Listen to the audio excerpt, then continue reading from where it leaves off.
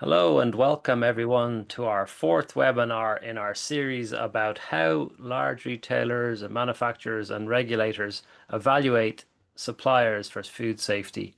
We've spoken to industry leaders and we've spoken to regulators and thought leaders, and I'm delighted to have here with us today, and probably someone who doesn't need any introduction, but I'll introduce him anyway. It's Bobby Krishna, of course, from Dubai municipality, the Food Safety Authority in Dubai.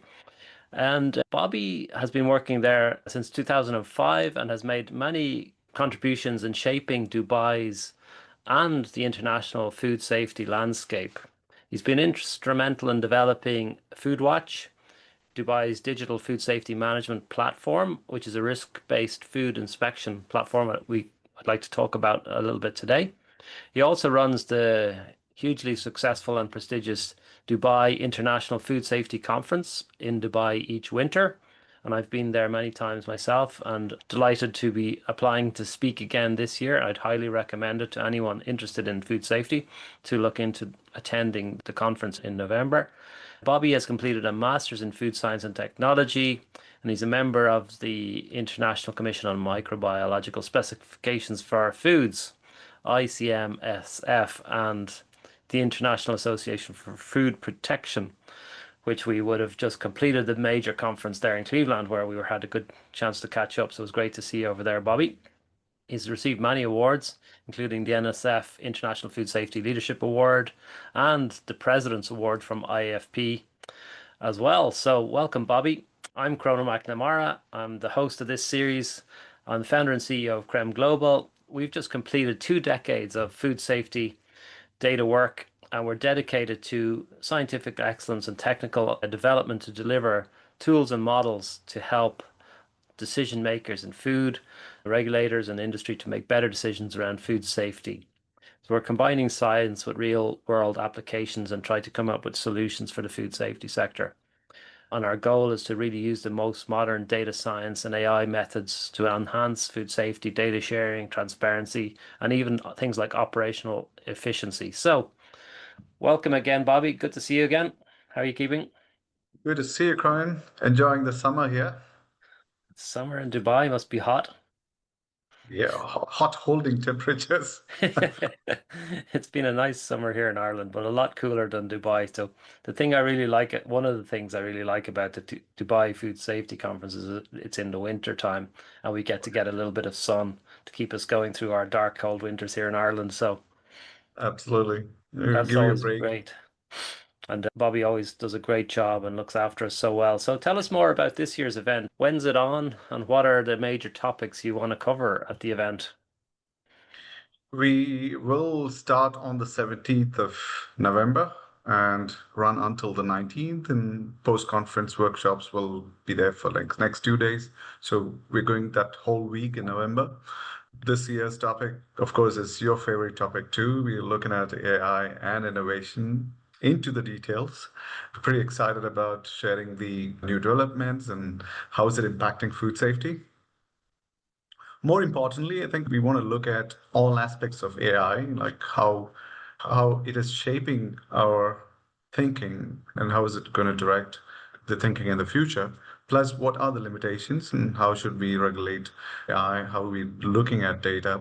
How do we prepare ourselves for that age, etc. So that's one part. And then we've got our traditional what we call as the core business, and that's more to do with food safety culture, looking at microbiological chemical risk analysis.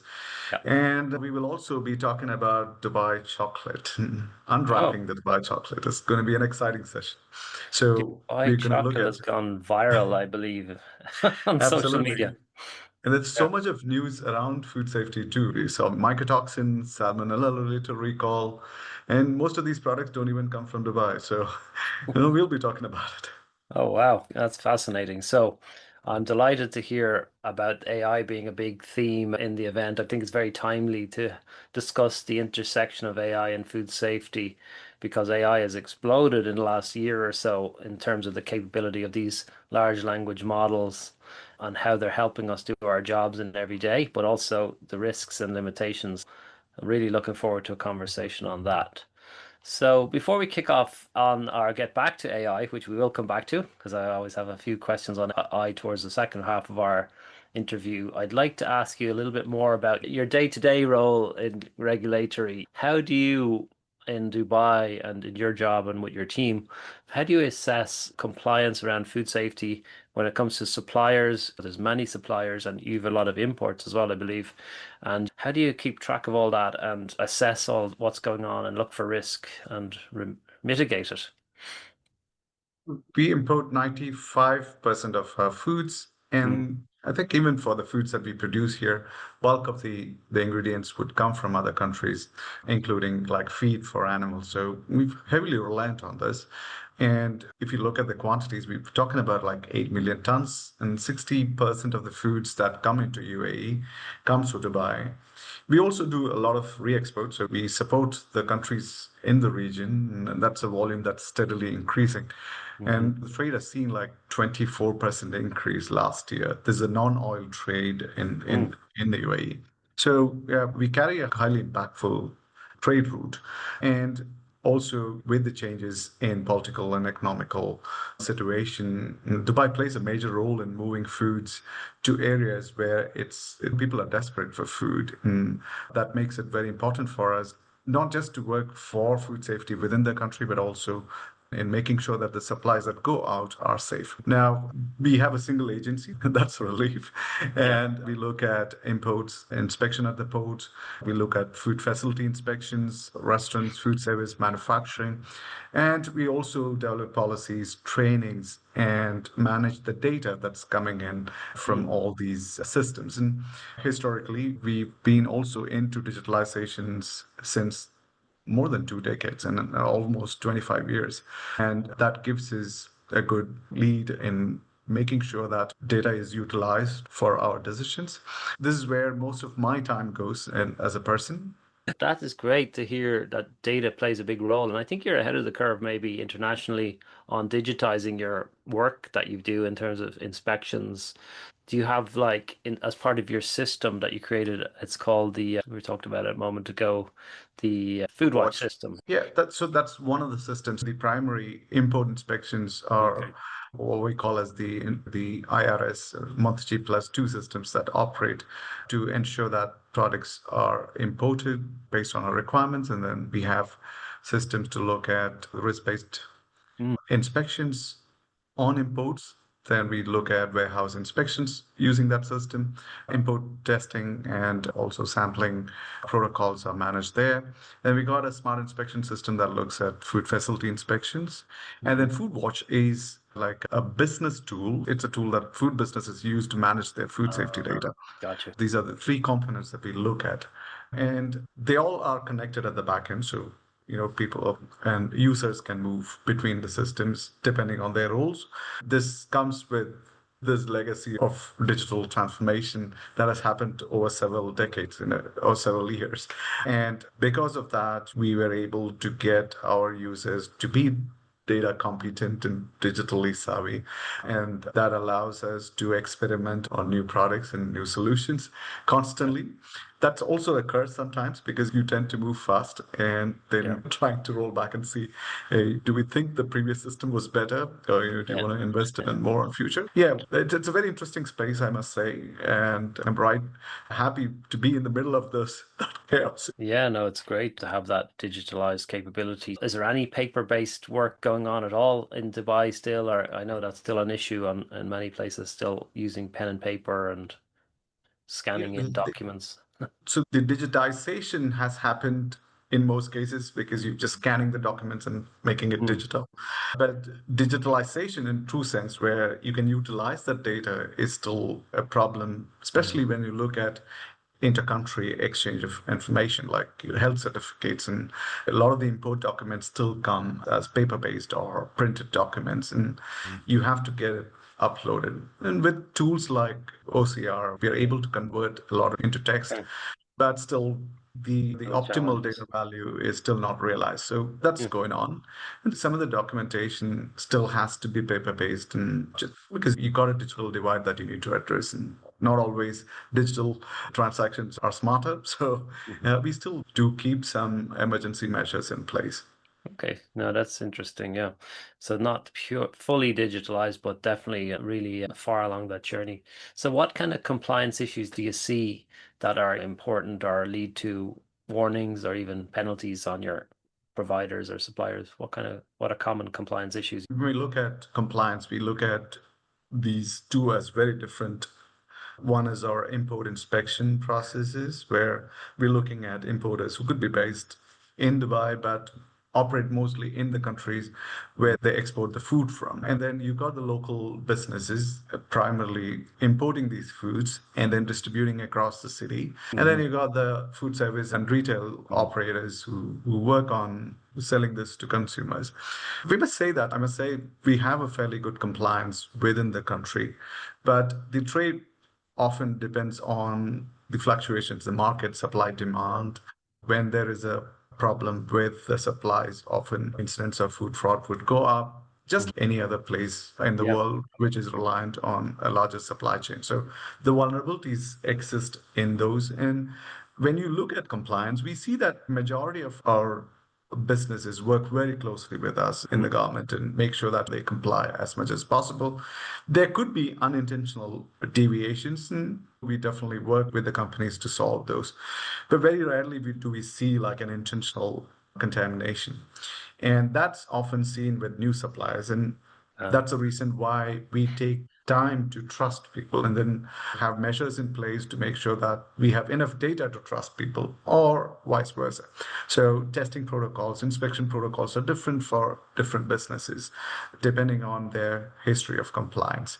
And if there are measures required to stop completely an import process or to stop manufacturing a product, we would take that.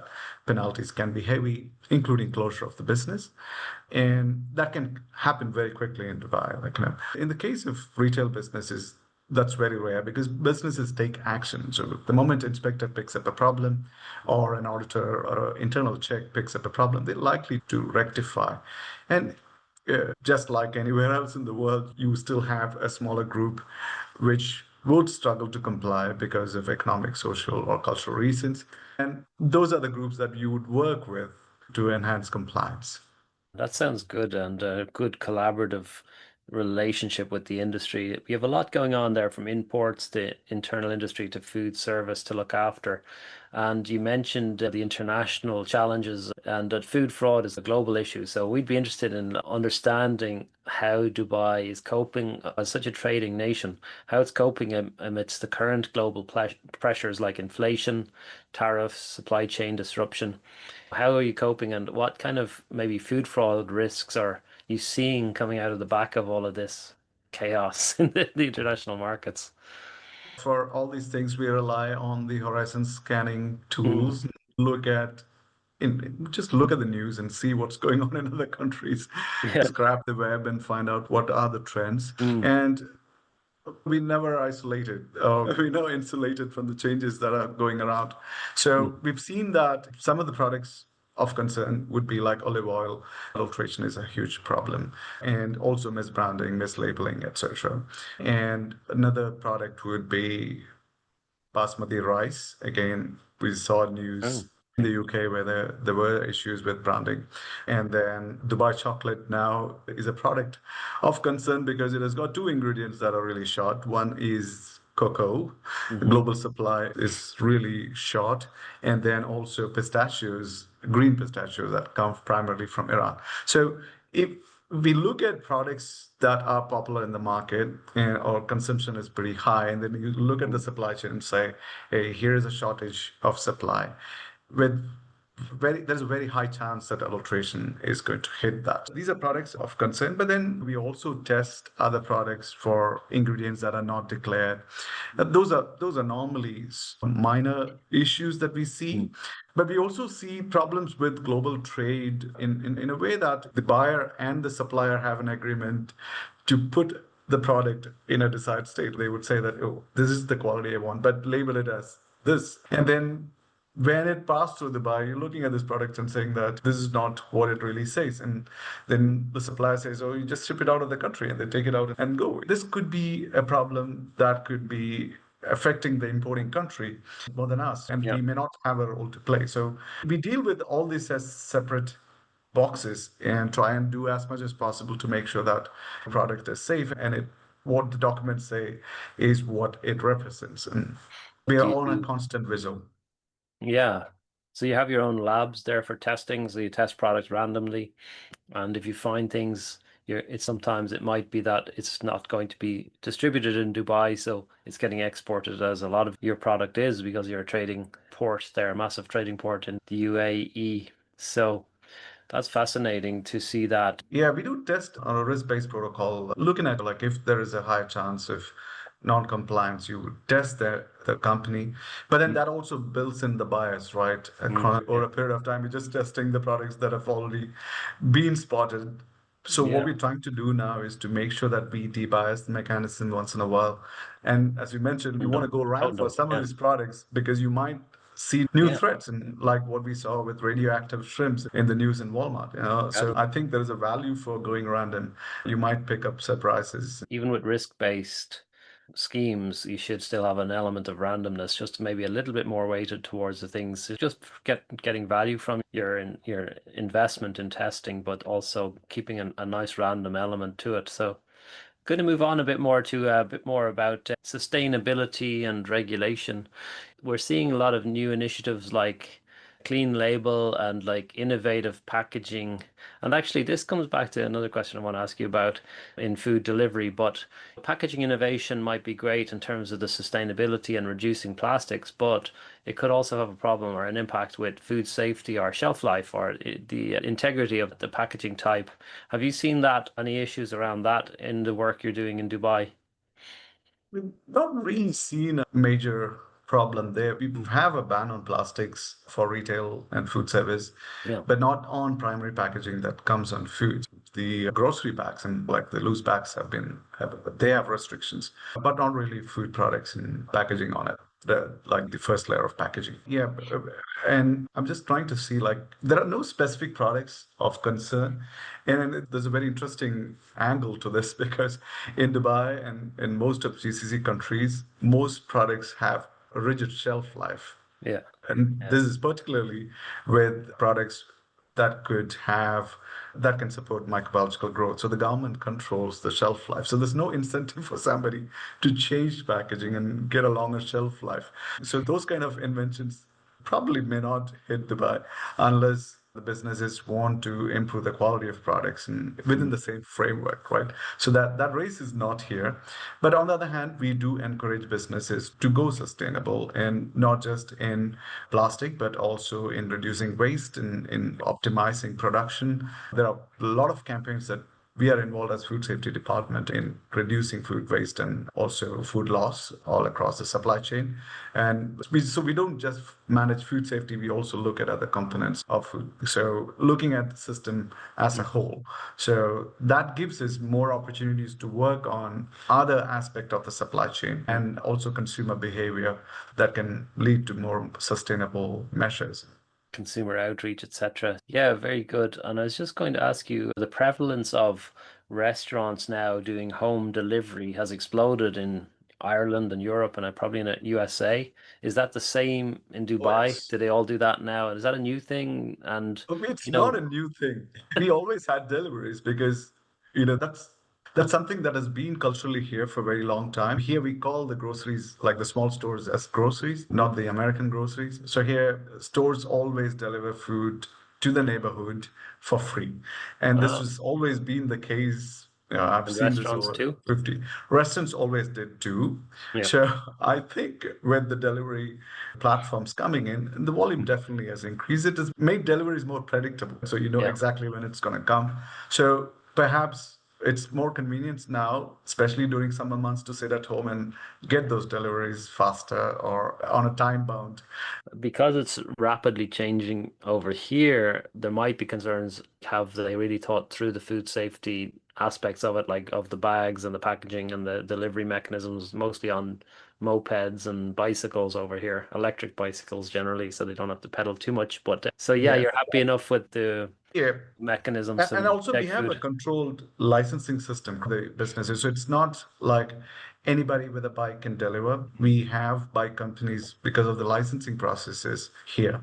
You Hmm. cannot use a third party delivery person to deliver products. So all of them have to go through a licensed business that operates as a delivery operator.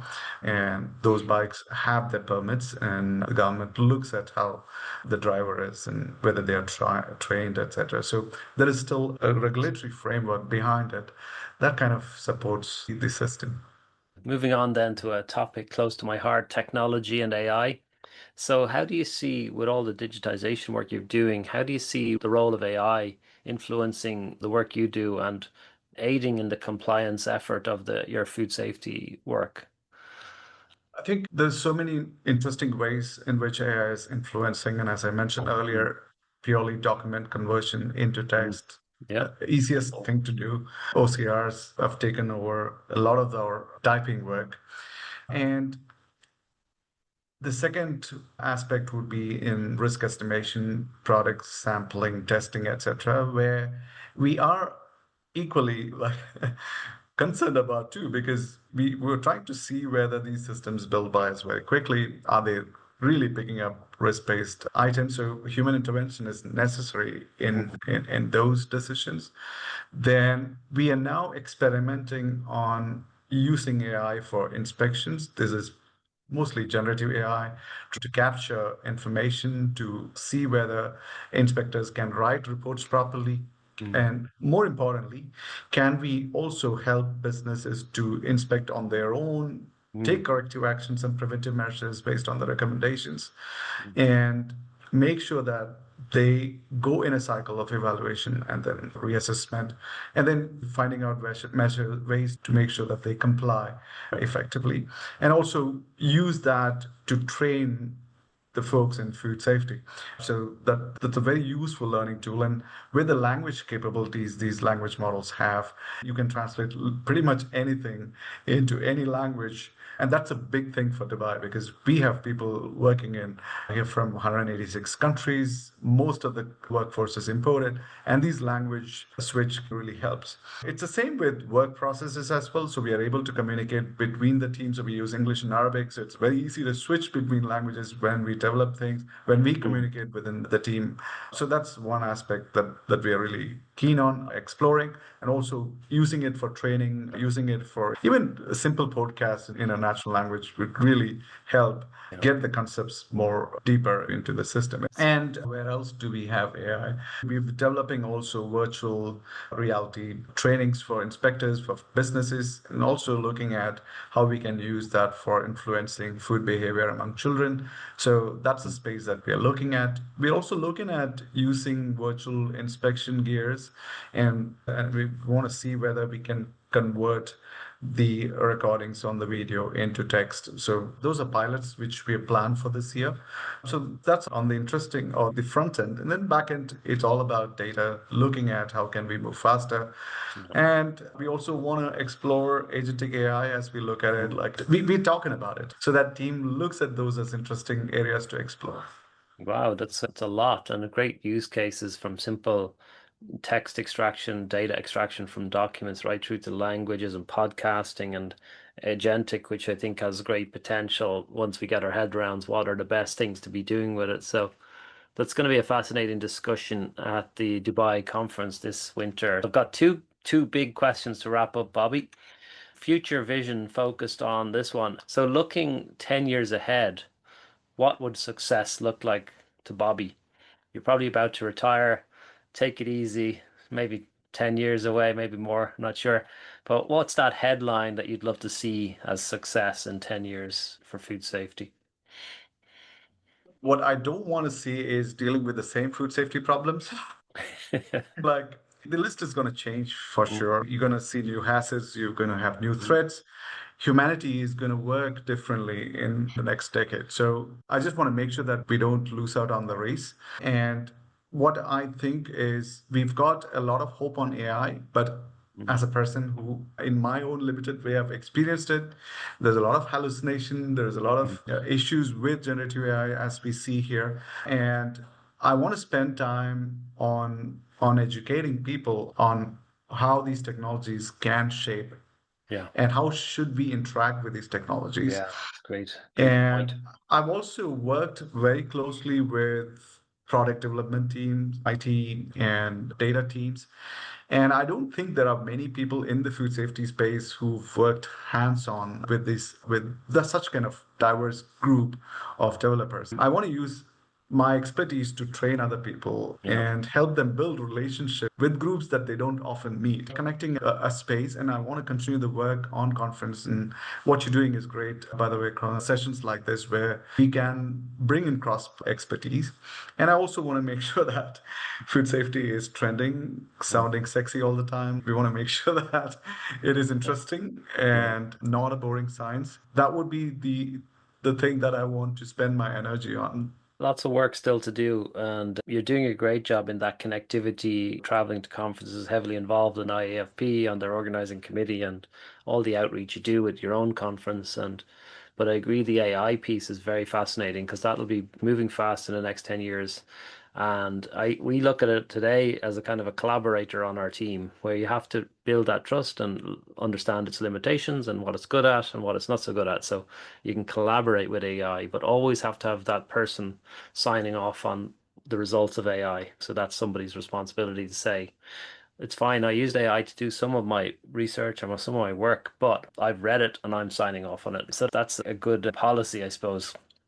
And just to finally wrap up, and I'm looking forward to more discussions around that on in Dubai. How do we use AI now and over the next few years?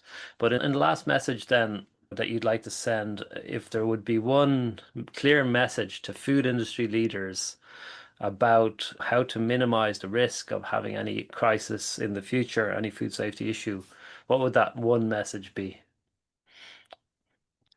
I think you need to keep learning. And there's so many resources available on the World Wide Web. You can connect with anybody in the world through LinkedIn, through podcasts, through YouTube. And learning the right thing is really important. And it may not be the right thing, but keep Yeah. learning new things. You have to figure out whether it's right or wrong. Just negotiate through that learning process and connect with people and share that knowledge and expand. So that's very important to talk to each other and keep Mhm. learning. I think we shouldn't really compartmentalize our learning process, especially when we are dealing with a world where you're expected to know everything. You have to be a polymath. And I think that's the future for many individuals who going into the career and they have to learn about a whole lot of things and do everything in a fairly decent way. At least know Yeah. where you can get that information Yeah, from. So leaders, yeah, I think is keep their team working and learning and also keep in touch internationally, keep in touch with what's going on, and learn from each other. I think that is the way to at least minimize the risk of any food safety crisis in the future.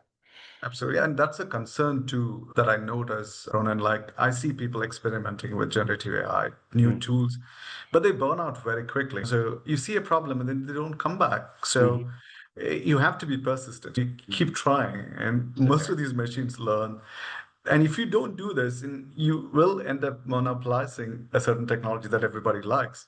But because you don't try the ones that are failing initially and encouraging them to do better, you might end up with just one that has got a Mhm. massive success rate. And at some point of time, you're going to be the victim of that monopoly. So I think knowledge monopolies would also come in. It'll be with very few people if you're not careful. So as a humanity, I think we have to invest heavily on learning. That's a big risk as well with AI. People's skills might diminish as they rely more and more on AI. So it's important to keep those skills and hopefully keep the learnings Keep an eye for new percolating. things all the time. Look at what's going on. Yeah, very good. Thank you so much, Bobby, for taking the time to speak to us today. It's been a really insightful discussion. And please do send any questions in. Bobby and I will try and answer them on LinkedIn. We might even record an extra bit of content if any questions come up. So thanks all for joining us. Thanks, Bobby, and we'll see you Join us in Dubai in Dubai for the rest of the in conversation. November. Looking Yes. forward to it already. So thanks Thank you. all.